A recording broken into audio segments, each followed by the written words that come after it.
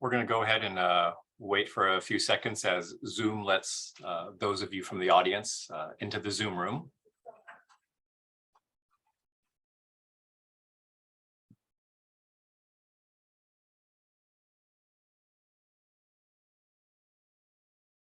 Okay, let's 2 more seconds, then we'll go ahead and kick this off.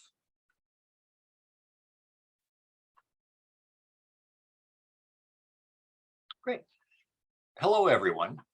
And thank you to the approximately 200 participants who registered for, sorry, my COVID puppy is missing out on all the fun and excitement. So she thought she would join in on this Zoom presentation. So let's go ahead and kick this off. We're excited for the over 200 participants who've registered to join us today for this expert roundtable on the Russian intention to hold a referendum in the Ukrainian region of Donbas and the future reintegration of Donbas and Crimea back into Ukraine. Today's event will be held in English, and we will have Ukrainian interpretation by our colleagues, Andriy and Sasha, who will always make us sound a lot smarter than we actually are. Please select the language that is most appropriate for you at the bottom of the screen in the lower right-hand side. My name is Dr. Paul Williams, and I'm a professor of law and international relations at American University and the founder of the Public International Law and Policy Group. I will be moderating today's discussion, and I'm honored to be guiding the conversation with my colleagues. The Public International Law and Policy Group is a global pro bono law firm which provides free legal assistance to parties involved in peace negotiations, drafting post-conflict constitutions, and atrocity crimes prosecution. This roundtable is part of PILPG's Thought Leadership Initiative, which aims to share expertise and reflections from our work by organizing periodic roundtables focused on prominent international law issues and pressing global conflicts. Today's expert roundtable is part of our Ukrainian series that aims to discuss recent developments relating to the Russian invasion of Ukraine. PILPG holds regular expert roundtables on Fridays from 12 to 1 Eastern Time. Now, for some quick background. On February 24, 2002, Russian President Vladimir Putin ordered a full-scale invasion of Ukraine. After a month into the invasion, Russia pulled back from the capital of Kyiv and focused its attention on seizing Ukraine's eastern regions of Luhansk and Donetsk and creating a land corridor along the south coast. Over the past few months, intensive fighting has been ongoing in Ukraine's east. Recently, reports have emerged of the Russian intention to hold a referendum in the Donbas region with the intention to annex these territories into Russia. Some reports indicate mid-September as the potential date for this referendum. During today's roundtable, our panelists will discuss the reports about the possible referendum and the legal status of Donbas and Crimea. We will discuss the international law response to Russia's intentions to annex these territories and the future prospects for the reintegration back into Ukraine. The roundtable will be 60 minutes long. Our distinguished panelists include Anna Ovedienko, Timothy Waters, Evgeny Arashenko, and Mandy Chung. Today's event will be recorded and subsequently posted on our website.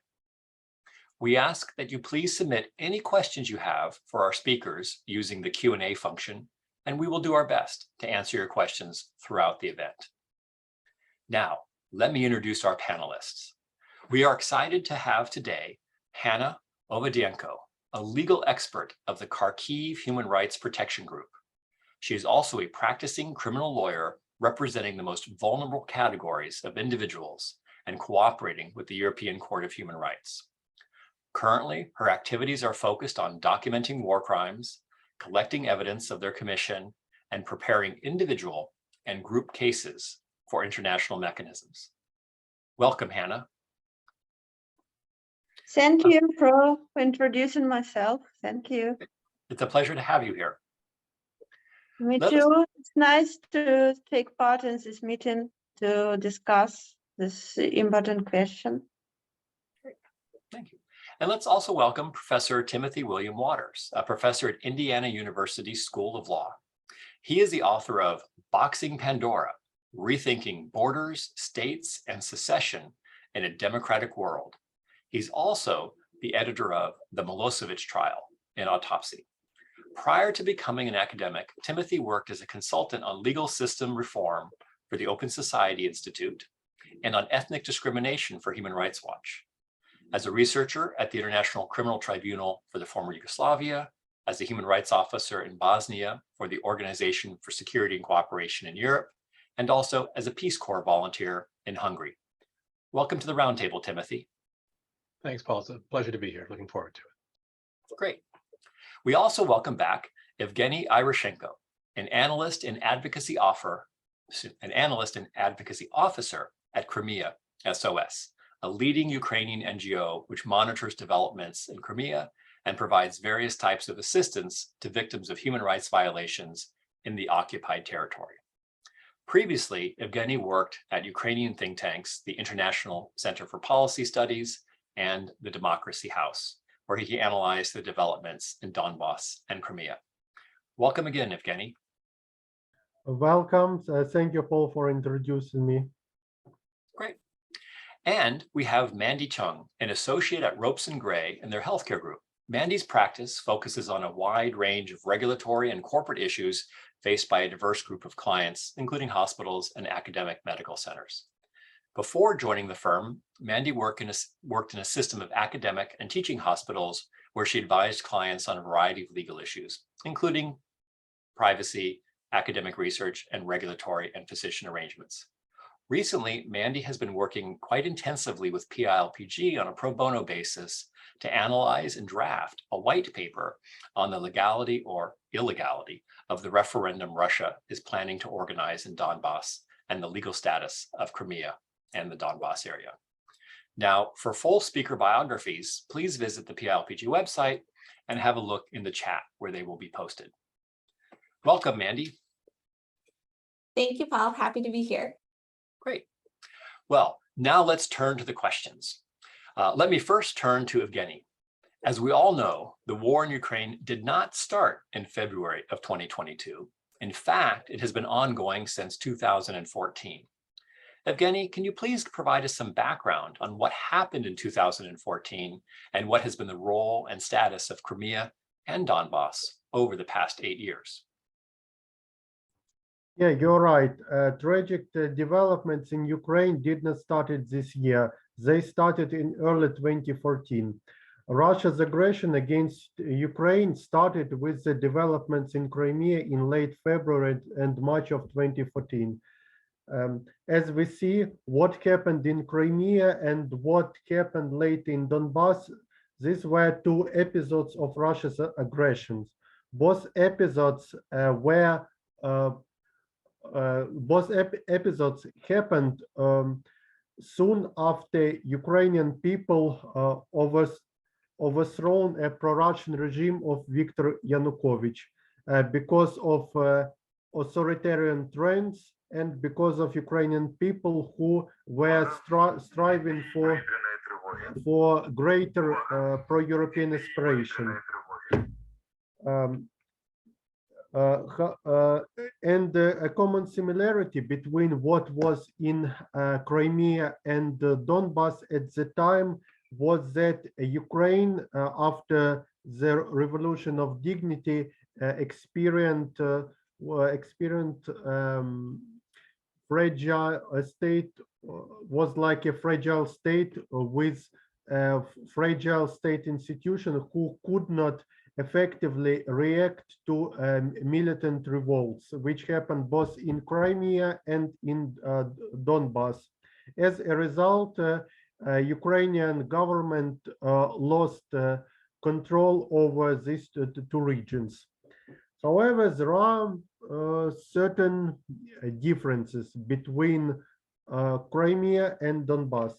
First difference is that Russia committed illegal annexation of Crimea, and Russia continues considering Crimea as a part of Russia, applying its own legislation, totally ignoring norms of international humanitarian law. When it comes to the so-called Donetsk and Lugansk People's Republics, Russia, at least at the time, did not express its territorial aspirations in order to annex this territory. And Russia wanted this part of Ukraine to become a special status, which was widely considered as an instrument to maintain pressure on Ukraine, restricting Ukraine's domestic and foreign policy. A second difference is that in Crimea, Russia has been directly controlling the situation on the peninsula. But when it comes to Donbas, when it comes to a part of Donbas, Russia has been exercising indirect control via its pro-Russian separatist puppets. Third difference is in terms of legal classification of the situation. When it comes to Crimea, it's undisputed that the situation in Crimea amounts to an international armed conflict. In accordance to the Geneva Conventions, even if armed forces of the victim of aggression do not resist to an invasion, it also amounts to an international armed conflict. When it comes to Eastern Ukraine, the situation is more complicated. At least initially, it was widely considered as non-international armed conflict, but later Russian troops intervened, and but for Russian direct military intervention, Ukrainian troops were likely to regain control over the separatist region. Fourth difference is in terms of the rule of law. Yeah, we know that both territories are under direct or indirect control of the Russian Federation, which is which has signs of authoritarian state. However, if we see at the Freedom House, if we see at global freedom status by Freedom House, the situation in Crimea is a bit better than in Donbas. The situation in Crimea can be compared with post-Stalin era of Soviet Union, while the situation in the so-called DPR and LPR may be compared to the situation of Nazi Germany. Fifth difference is that international organizations, in particular the missions of the OSCE and the UN, at least had partial access to the occupied territories of Eastern Ukraine. However, when it comes to Crimea, Russia denied any kind of international missions to even to visit Crimea, notwithstanding permanent monitoring mechanisms. And the sixth difference is that during the occupation of Crimea, there was almost no armed resistance, so there was almost no hostilities.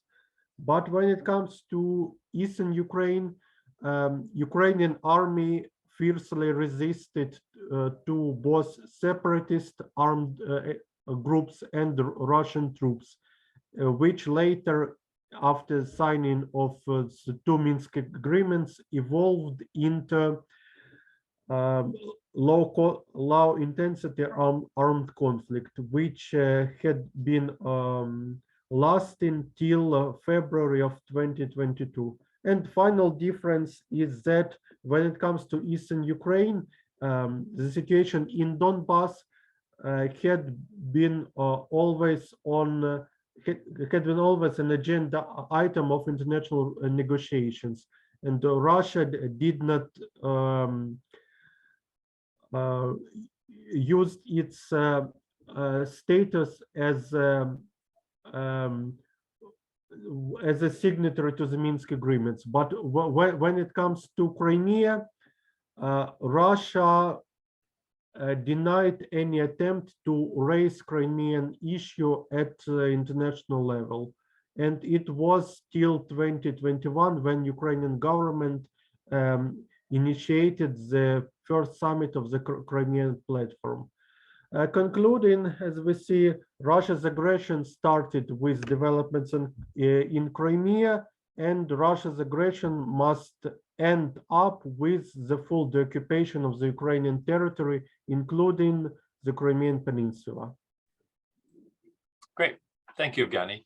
That was very helpful because I think oftentimes those in the global community think of Crimea and Donbas together, and in terms of thinking through what a peace negotiation or an ultimate pushback of the Russian forces might be, they think of them together. But there's very distinct history and very distinct response from Ukraine on both of those territories, as well as distinct Russian motivations.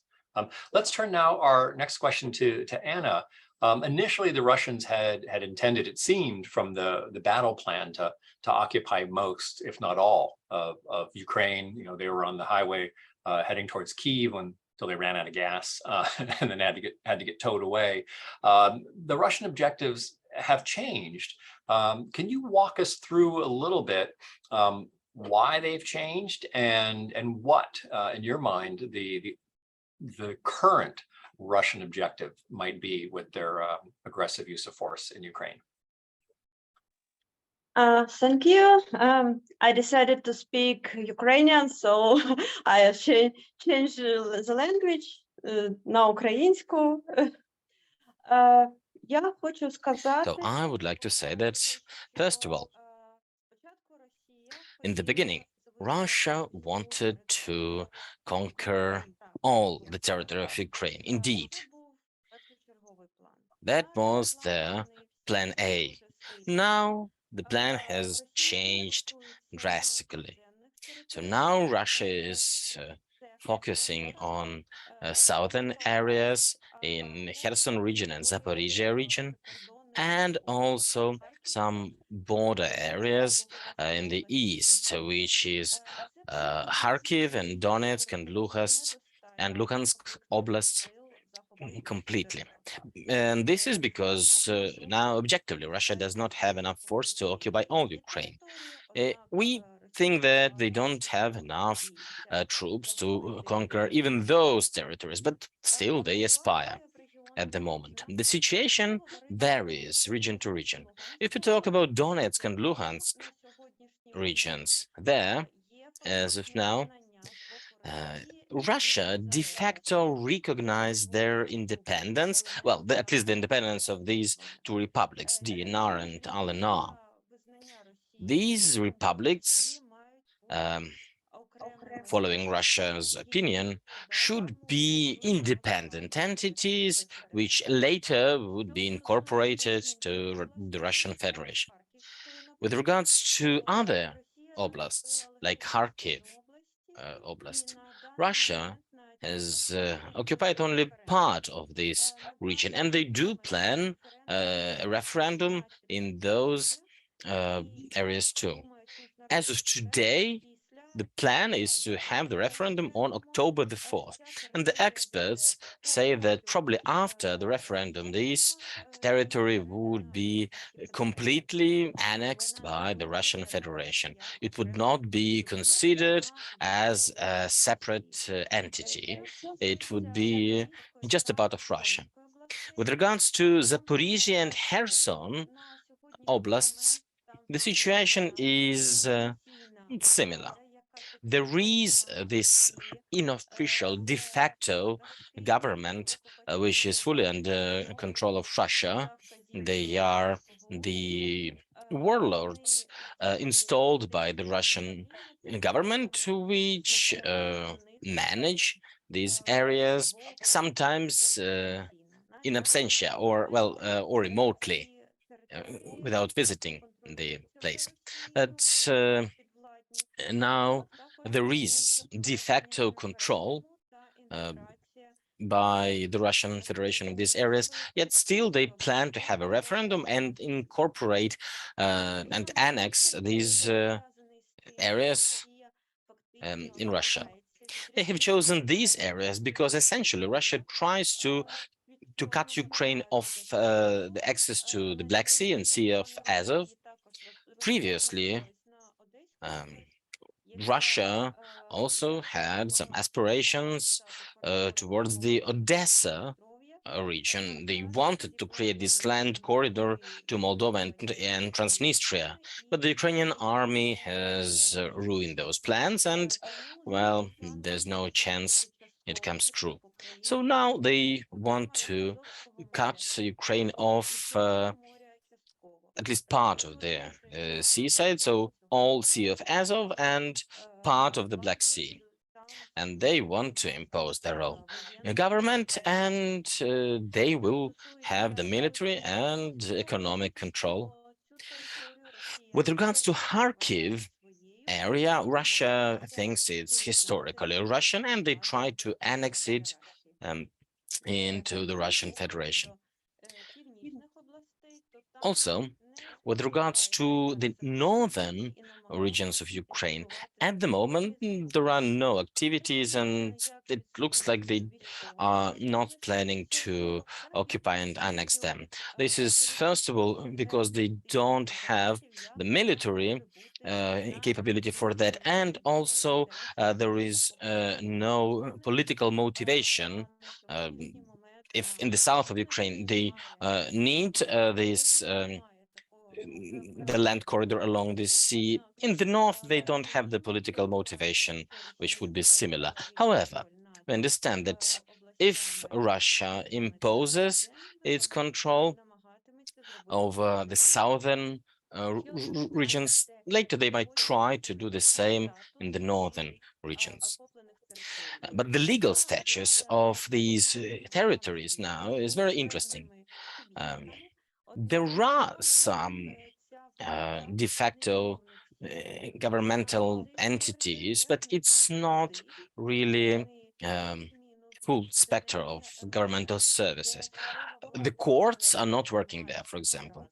In DNR and LNR, for example, they have reinstated the courts almost immediately. But in those occupied areas, the courts are not affected. There's no judiciary, only some quasi-judiciary processes. There is no legislature there. There's no clarity over who has jurisdiction.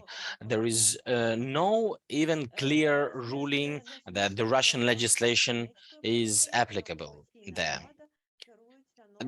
But in Donetsk and Luhansk areas, they use the statutes of DNR and LNR. So to conclude, we can say that now executive government there is trying to use a mixture of Ukrainian and Russian legislation, selecting and cherry picking what they need. They have some elements of criminal law and bank security, and they use this mix of laws. But even the de facto governments there do not have clarity which laws, which statutes to use and how to act. Thank you. Great. Thank you, Anna. I realized I asked a human rights lawyer the tricky question of the tactical and strategic analysis of the Russian military adventure.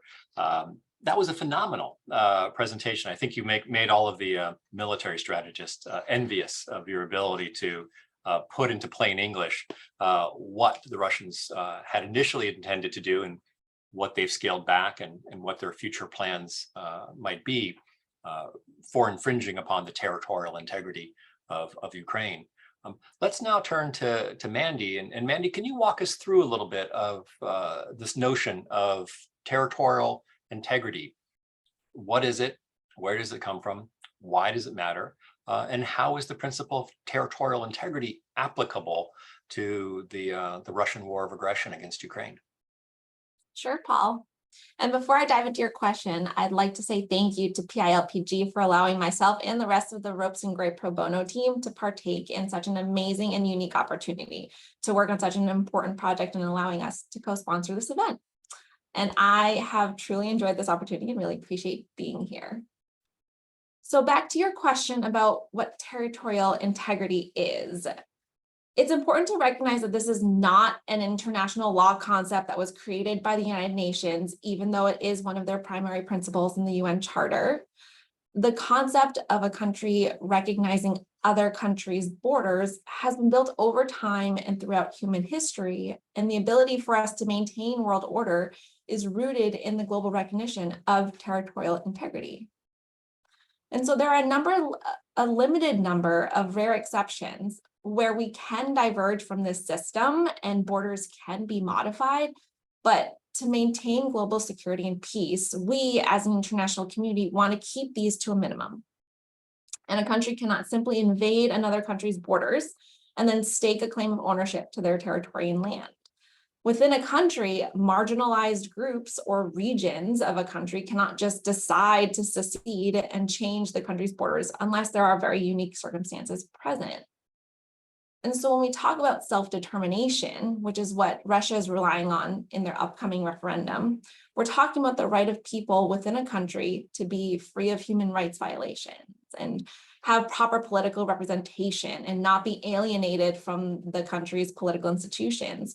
It's true that self-determination starts to muddy the waters of territorial integrity, but there are soft law instruments such as the Friendly Relations Declaration, and these contain safeguard clauses that limit a country's exercise of the right to self-determination to these very unique circumstances. And right now, as Jenny had described earlier, Russia has fashioned this storyline after they invaded Ukraine and claimed that the Donbas region wishes to exercise its rights to self-determination by holding a referendum, which is taking place after the actual invasion. And as Paul had mentioned in his introduction, on an unconfirmed date. In reality, none of the actual facts necessary to undermine Ukraine's claim for territorial integrity exist. And so more importantly, other countries should not feel that they can be just rewarded for this type of behavior. As an international community, we chose not to respond to Russia's aggression when this occurred first in Crimea, and look where that decision has taken us. Territorial integrity most definitely applies in this situation, and we have to stand behind Ukraine in preserving the stability of its borders.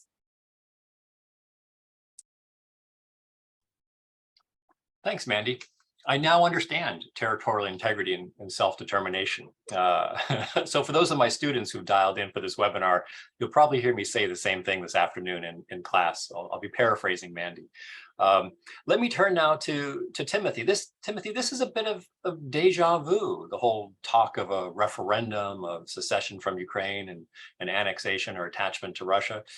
This is the playbook from Crimea in 2014. Can you talk to us about that? Did the referendum in 2014 in the Crimea, and as Mandy had indicated, the international response of a collective shrug, did that change the legal paradigm, or the legal framework which Mandy just outlined? And how does that impact, or dare we say, set a precedent for the referendum that the Russians are considering now? Yeah, thanks, Paul. So I think the short part of the answer, before I get to the long part, is I don't think it changes anything in what Mandy described quite succinctly. The particular events in 14, that is. Excuse me. It's true. There's the attempt at a referendum there. The consensus view across almost all international actors is that it was not a valid expression of any, shall we say, meaningful or actionable basis for territorial change, and that's partly because of the nature of the actual exercise at the time, the qualities that it exhibited. It didn't have any real choice. The question posed didn't offer the opportunity for the status quo, for example. The security conditions, the fact that were in place, the very fact of the referendum taking place under the Russian invasion and occupation of the territory suggests that it wasn't possible to extract a meaningful expression of the will of the Crimean people at all, whatever that might mean. It also wasn't valid under Ukrainian law. If you look at the Ukrainian constitutional structure, there are possibilities for referenda, but one that would affect the territorial configuration of the state would require a number of steps that didn't happen, include the key part of it being that it would have to be an all Ukrainian referendum, that it would have to take place across the whole territory, and certain criteria for the vote to be registered in different parts of the country to a certain threshold. None of that happens. So it doesn't meet the Ukrainian standard or not that there are any like fixed international standards, but anything we might think of as a free and fair election style standard, assuming we could agree upon one.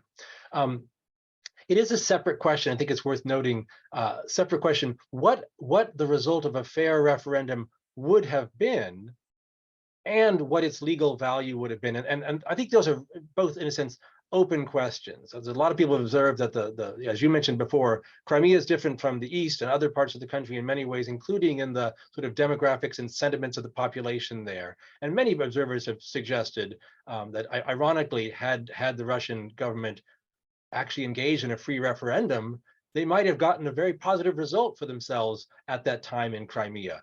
It still begs the question, what would that have meant in terms of international law and relations? Because there's just no, as Mandy, I think, quite rightly suggested, there's just no recognized right or obligation on the international community to recognize the expression of a subgroup of a state's population desiring independence. That's good or bad is a separate question. We don't see that as a right. And further, we could note that there was just no evidence that Ukraine or its Western allies were willing to consider that at all. I think it's worth noting at the time, the U.S. made it clear that it would not recognize the referendum results even before Putin had a chance to completely skew them in his favor. So there was not a lot of space there, and that's why I think it doesn't really alter anything that Mandy described quite succinctly. On the other part of your question about territorial integrity and what Russia's breach both in Crimea and the East means for how we think about that norm,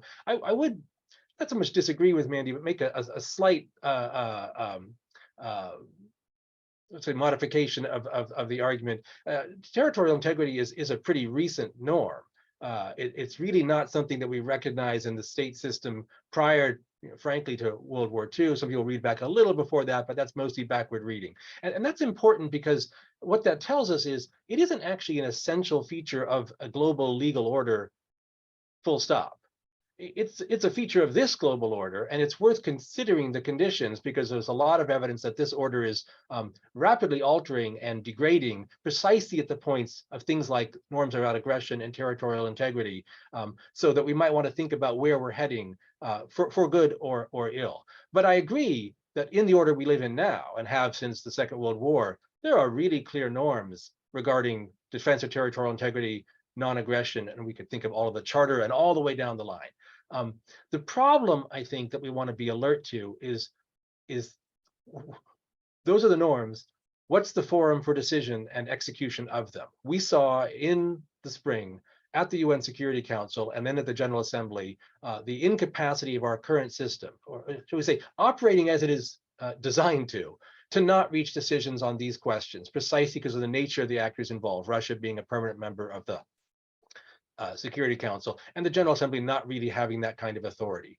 If we could go down the line of other institutions, the ICJ, not a place where you can actually bring this kind of thing, and we can think back to the previous instances in 14, or indeed the Georgia War in 08, and note the very sort of baroque choices about jurisdiction to get cases before that court that don't have much to do with the underlying questions of territorial integrity and aggression, but rather invoke the Genocide Convention or racial discrimination conventions, because there's no clear pathway for decision. And the point I want to make here to come to my conclusion on this, what this reminds us, and I hope that you'll tell your students this later today as well, what this points out to us is that we are living in a system that is sort of technically anarchic. I don't mean chaotic, I mean in the technical political science sense. It doesn't have a hierarchy, right? This is This is the nature of a system in which every actor is notionally equal, and therefore we make decisions at the level of each actor and through a logic of power. We don't have any mechanisms for finality or decisive authority that we can bring to bear here. And that means we're not going to, well, I'd say the good news in that is that also means that Russia can't prevent those that oppose its actions from taking steps to counter them, because they don't have a veto on our decisions either. I'll pause there, I think. Great. Thank you, Timothy. That was helpful in terms of getting our heads around the impact of the referendum and the question of, what's the legal recourse of an illegitimate referendum? And it doesn't sound like there is as much of them. We may have achieved an egalitarian global system, which is apparently somewhat could be a little more hierarchical in times like this. So Evgeny, let me turn to you.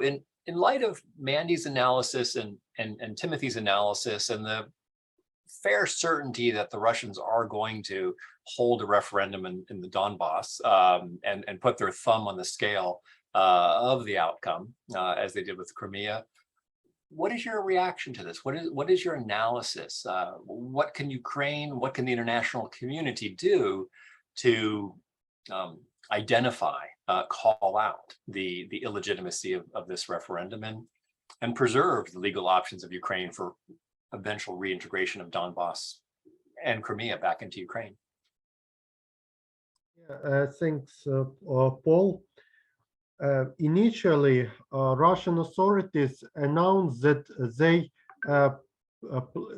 planned to have a referendum conducted in early September, but due to Ukraine's armed resistance and counter-offensive, this plan were postponed on early November. Speaking about newly occupied territories, out of 5 regions, only one region, Luhansk region, is fully under the Russian occupations. Speaking about the subject of referendum, according to open sources, Russia wants to have a referendum in the so-called Donetsk and Luhansk People's Republic on whether they want to join Russia. It means that Russia seriously considers that a Crimean scenario would be implemented in eastern Ukraine. What's the reason for such referendums from Russia's point of view? My opinion is that Russia may feel that local populations has been tired of living in uncertainty in an unrecognized territorial, in unrecognized state entities. Therefore, for them, an ability to join Russia, I mean, so that these regions could be illegally annexed to Russia, is like an opportunity to increase Russia's popularity in Donetsk and Luhansk regions, particularly in areas which had been under their occupation since 2014. Because many local population who were initially pro-Russian may think that they initially had expectations that they would become a part of Russia, like it was the case for Crimea.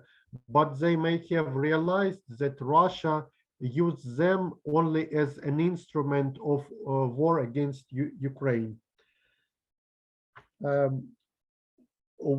In terms of consequences of such a referendum, the most visible consequences, of course, would be for local populations, which are Ukrainian citizens. In case referendums on accession to Russia are conducted in Donetsk and Luhansk regions, it would mean that more and more groups of population would suffer from an increasing number of human rights violations. Just one example, how it would touch on nearly everyone is that being illegally annexed to Russia means that Russia would illegally apply its legislation in newly occupied territories, and the local populations may be subjected to forcible conscription, like it is the case with Crimea. In Crimea, during the past 8 years, at least 34,000 persons have been conscripted into the Russian army, with many of them who are involved in hostilities against their own country, against Ukraine. But let's see another scenario. If referendums are conducted in Kherson, Zaporizhia, or Kharkiv regions, the question may be not necessarily if these regions want to join Russia, but the question may be an establishment of another so-called People's Republic, another pro-Russian puppets, state entities. I would say even in case of the creation of the so-called People's Republic, the human rights situations for local citizens could be even much worse than in case of illegal annexations. Let's take an example of the so-called DPR and LPR. Many people from the so-called DPR controlled territories say that no male population, or nearly no male population left in this area because they were used as a cannon fodder in a warfare against Ukraine. If Russia still conducts regular conscription but falls short of mobilizations, but so-called People's Republic can do whatever they want, and Russia may simply avoid responsibility, claiming that it's so-called independent countries and they do whatever they want within their territories. How the international community should react to any referendum happening on the occupied territories of Ukraine? Of course, any referendum would be recognized,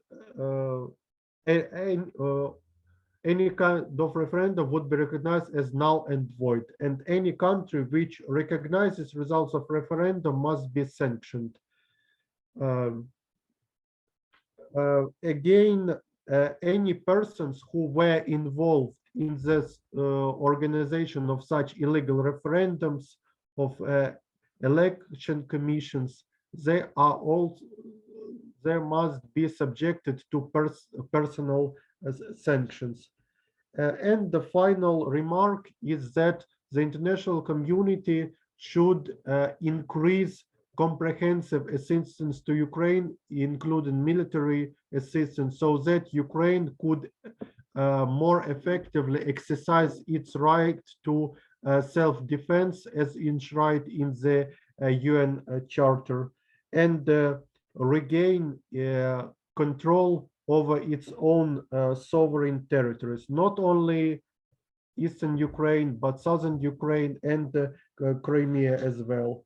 The sooner Ukraine restores control over its own territory, the less atrocities and would occur on this territory, and the less victims of such atrocities would be. And finally, restoration of Ukraine's territorial control over occupied areas would effectively destroy any Russia's plan to conduct any so-called referendums in the future, so that they could be never resurrected again. Thanks. Thank you, Evgeny. That was a phenomenal overview of those issues. Let me turn to Timothy now to pick up on that a little bit.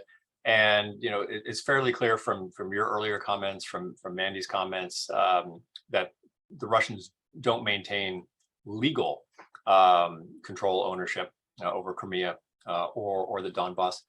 But what should Ukraine be doing in light of the 2014 referendum and then presumably this September-October referendum in the Donbas?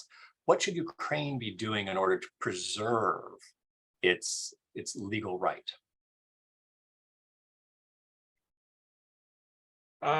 That's an excellent question. I suppose it's more of a strategic one. The claims that it's making are probably the strategy that makes sense, right? To encourage a focus on the consensus view. I was suggesting before the problem of that consensus is really kind of just a mob logic. It may be one we like, but it's it's a question of how big is your group. I think they've done a fine job in a sense of promoting that. I do see the problem, and if I could address one point that again you mentioned, I agree that the occupation is best read as illegal, but of course that doesn't mean that there aren't rights and obligations that Russia has as an occupier. We distinguish between the legality and illegality of that, thinking about things like Zaporizhia and the nuclear power plant today.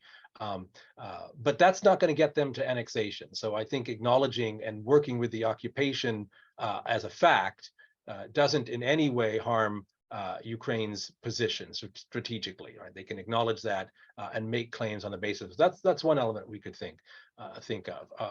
In terms of how Ukraine might best strategize, as I say, I think simply encouraging the existing consensus is right. I'd like to suggest, if we think about the referendum question, that there are maybe two different strands we should think about in terms of not Ukraine's, but Russia's strategic approach to this and how we ought to respond to that. The first is to distinguish between, as Evgeny began to do, between the approach to the DPR and LPR and then to the other regions, because there's a baseline here which I think both sides theoretically still agree upon, is that no one has the right to claim the territory of another state absent some particular circumstances. And what distinguishes those two territories is that Russia has already recognized their independence. Now, no one else practically agrees with them, but as I suggested before, that's not actually dispositive of anything so long as Russia maintains its own position. But it does mean that in theory, Russia itself agrees it ought to respect their sovereignty and territorial integrity. So really, this is a question of acknowledging their sovereign existence and their right to propose a merger with Russia, as any state could do, as Ukraine could do, or Mexico or anyone else. So that was the script they use in Crimea as well. And there wasn't a lot Ukraine could do to contest that at the time, but it's worth noting it's the same logic: independence and then a sovereign merger. And it doesn't play the same way in the other regions, as I think Evgeny just suggested as well. Right? If Zaporizhia, Kherson, Kharkiv, here it's an occupied territory only, and the referendum would be something like a Napoleonic era expression of the popular will, or as Mandy was suggesting, a direct appeal to self-determination principles. And we're back to that problem there. From the Russian point of view, and this is where the Ukrainian strategy will want to center, I think, that there's just no basis in the consensus international law for recognizing those kind of claims outside the colonial context. There's no precedent in modern law. I mentioned Napoleon, right? But in our period, for the idea of a popular sovereignty transfer vote. It may be a lovely idea. I've written a book about why we ought to take it more seriously, but it's not something that we recognize in the law today. And so that's a strong point for Ukraine, for the point of view of most actors. And I don't see how Russia is able, legitimately, whatever that means, to treat these two cases similarly. It is a reminder, though, and this goes back to Ukraine's strategy, to return to your question. These are strategies for dealing with these two different kinds of territory, but they also should remind us that territorial transfers are possible. There's something sovereigns can do, and that's a question that returns to Ukraine's interests and the interests of its supporters when we think about the ultimate result of this conflict, diplomacy for its termination. These are questions that we may, like it or not, find ourselves having to confront. And it is true that it is possible for states to make territorial transfers. And that's going to be, as a matter of prediction, that's going to be a question put to the various actors here, quietly or publicly, by supporters of Ukraine when they reach the limits of their support. Are you going, and it's now being openly said by people like Kissinger and so forth in the real political vein, but it will be said by others as well when the time comes and the supplies start to be a little too expensive to give, to think about what would a solution look like. And beyond just realpolitik, it's worth considering when we are thinking about reconstituting a Ukrainian state, hypothetically on all of its territory, assuming a decisive turn in the military outcome that's completely contingent. Well, what would that look like? What would that mean in terms of the kinds of populations that would be reintegrated? And what compromises would the Ukrainian state have to make in order to constitute itself as a not only legally legitimate, but viable state in the future? Those are really hard questions, and they have to do with populations, demography, and territory, every bit as much as they have to do with the threat of the Russian neighbor. Thank you, Timothy. And you've previewed the question that I'm gonna ask Anna after I turn now to Mandy in terms of, how did reintegration work earlier and what can be done in the future. But let's first go to Mandy, and let me ask you the same question as we asked Timothy, but rather than what the Ukrainians can do, what can the international community do during this time to preserve Ukraine's right of territorial integrity and the opportunity for future reintegration of both Donbas and Crimea? Happy to, Paul. So I think that the sooner that this conflict is resolved, the easier it will be for Ukraine to reintegrate the people in the Donbas and Crimea regions back into the Ukrainian country, because there would just be less that is changed in the shorter amount of time. And to answer your question, the international community must utilize the tools that there are in place to help support these reintegration efforts. And an example that I can think of would be deploying international relief organizations or other humanitarian efforts to help Ukrainian civil society regenerate itself.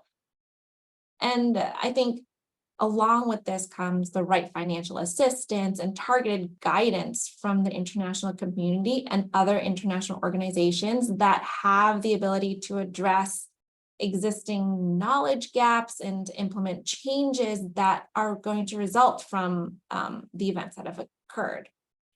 And one of the things that actually Evgeny, apologies, Evgeny, brought up that I didn't think about before this panel was that he had mentioned the mentality of the people in this location. And, there's going to be even health issues and mental wellness of these people that have been or may have just realized that they were used as a political tool by Russia to engage in warfare.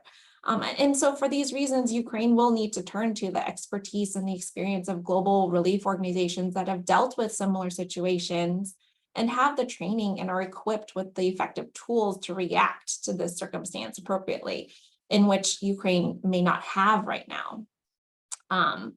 And in any instance, I think that the international community will definitely be called upon to provide post-conflict aid to Ukraine, and they will need buy-in from the other countries to ensure that this is a positive outcome.